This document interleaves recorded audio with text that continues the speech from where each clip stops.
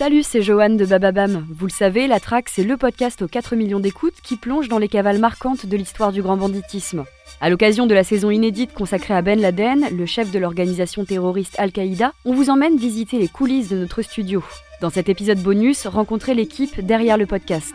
Aujourd'hui, j'ai en face de moi Cyril Legré, qui est auteur pour La Traque. C'est donc lui qui écrit les récits, ensuite incarnés par les comédiens que vous écoutez dans ce podcast.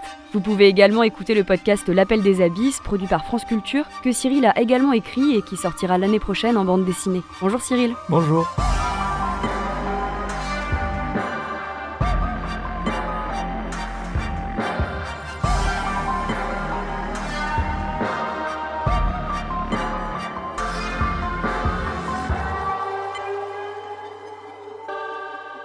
Est-ce que déjà tu pourrais te présenter et m'expliquer un peu ton rôle au sein du podcast ? Alors moi je suis auteur au sein de La Traque, donc j'écris les saisons, certaines des saisons puisqu'on est plusieurs à écrire. Donc il s'agit de prendre une grande figure du banditisme, ou en tout cas de la criminalité, et d'en faire le récit à partir de leur naissance jusqu'à leur capture ou à leur mort pour certains. Alors pour cette saison, on connaît tous le nom de Ben Laden. Pourquoi selon toi c'est important de parler de son histoire ? L'histoire d'Oussama Ben Laden, en fait, ça brosse 30 ans de géopolitique mondiale, 30 ans de rapport de force entre l'Occident et les pays du Sud, pour le dire vite, pour le dire un peu schématiquement. 30 ans aussi de l'impérialisme américain, comme lui le nommait. On peut le nommer de façon différente, évidemment. En tout cas, c'est cette façon qu'ont les États-Unis et les grandes puissances occidentales d'imposer leur vision du monde, leur économie, leur façon de faire au reste du monde. Oussama Ben Laden, son terrorisme, il est implanté dans un contexte géopolitique et il invoquait des situations réelles pour justifier le pire. Lui a décidé d'agir de la façon la plus exécrable possible, mais les arguments qu'il utilisait étaient des arguments pour beaucoup factuels. Et en quoi c'était différent pour toi des précédentes saisons que tu as pu écrire pour La Traque ? Quand on traite un personnage comme Oussama Ben Laden, en fait on ne traite pas simplement de l'homme. D'ailleurs, souvent l'homme est assez secret. On a peu de détails intimes sur leur histoire. C'est des gens qui ont construit un mythe, donc qui ont beaucoup menti, qui ont beaucoup falsifié la réalité. L'enjeu de ce genre de saison, c'est de trouver comment on va raconter cet homme-là, tout en le remettant dans le contexte mondial. De faire comprendre pourquoi il a agi comme il a agi, en le plaçant dans son monde, en le plaçant dans sa société, sans pour autant que ça prenne le pas sur l'émotion, sur son histoire intime, son histoire personnelle, sur ses motivations aussi. Donc en fait, c'est ça qui est le plus difficile avec ce genre de personnage. C'est de conserver l'homme, le personnage quand même, puisque ça reste un personnage, mais de permettre aux auditeurs de comprendre dans quel monde il a vécu et dans quel monde il a commis ces attentats. Et justement, dans ton récit, on tente de comprendre ce qui peut pousser quelqu'un à commettre des actes aussi effroyables. Comment réussir à faire la part des choses ? Dans ce genre de récit, encore plus que pour d'autres criminels, il y a des criminels qui sont presque sympathiques. Les escrocs, souvent, sont assez sympathiques. Frank Abagnale Jr., par exemple, c'est quelqu'un d'assez sympathique parce qu'en fait, il a fait assez peu de mal.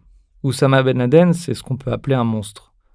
Non pas parce que ce n'était pas un être humain, mais parce que ce qu'il a fait, peu d'êtres humains sont capables de le faire. Et fort heureusement, on ne va pas dans les pensées de ces personnes-là.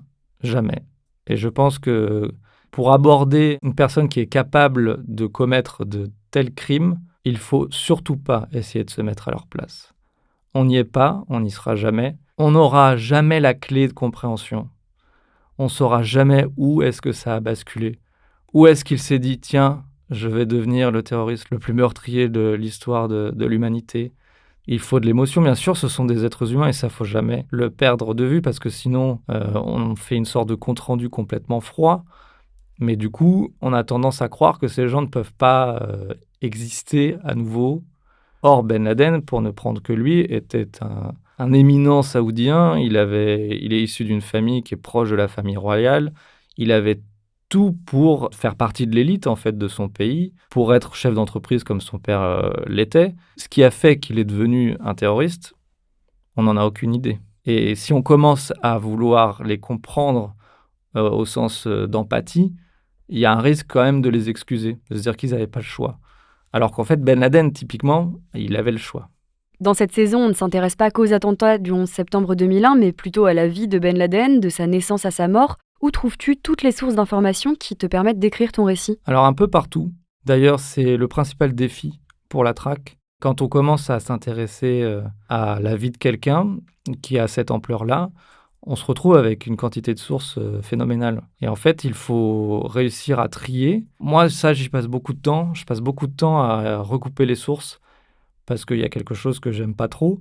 C'est justement de participer au mythe, alors que je préfère participer à une forme de vérité, même si évidemment la vérité pour ces gens-là est très, très complexe. Maintenant, d'un côté un peu plus technique, dans le podcast, il y a 2 points de vue, celui du criminel, mais aussi celui de la police. Comment tu t'y prends pour construire ce récit ?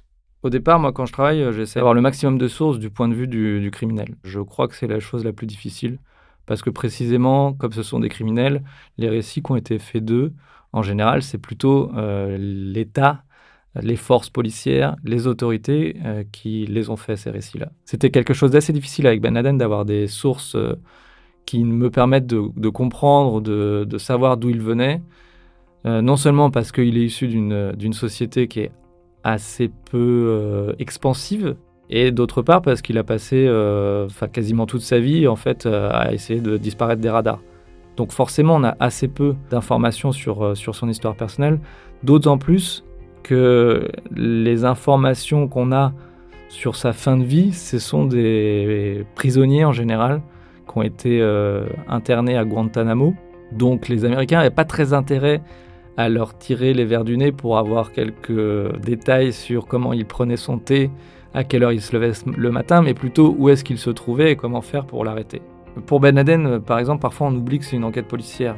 C'est une enquête policière qui mêle du contre-espionnage, qui mêle de l'espionnage. Et en fait, dans ces enquêtes-là, il arrive parfois qu'on ait des éléments sur la façon dont la personne vit.